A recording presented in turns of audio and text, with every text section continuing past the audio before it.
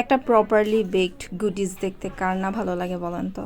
এই ভালো লাগাটা কাজ করে বলেই কিন্তু আমরা পারফেকশনের পিছনে দৌড়াই। আমার আজকের এই চকলেট কেক বেসটা হচ্ছে আমার জন্য পারফেকশন। আমি প্রায়ই বলি যে আমার চকলেট কেকটা আমার ভ্যানিলা কেকের মতো হয় না। আমি কি মিন করি সেটা হচ্ছে এই ভিডিওতে আপনি দেখতে পাচ্ছেন।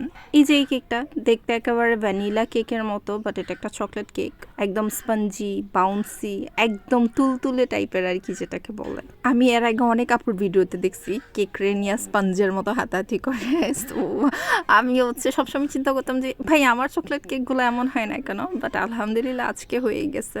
আর এর জন্য আমি এক্সট্রা কোনো কিছুই করিনি, baking soda, vinegar, tartar powder কিছু দেইনি। ইভেন এই কেকটা আমি গ্রামের মাপেও বানাইনি, নর্মাল আমরা যেভাবে কেক বানাই সেভাবেই বানাইছি। জাস্ট আমি মেক শিওর করছি আমার যেন ফোমটা নষ্ট না হয়, আর চেষ্টা করছি শুকনো উপকরণগুলো একদম আলতো হাতে তাড়াতাড়ি মিক্স করার। অ্যান্ড ভয়লা, একটা perfect spongy basic chocolate sponge cake.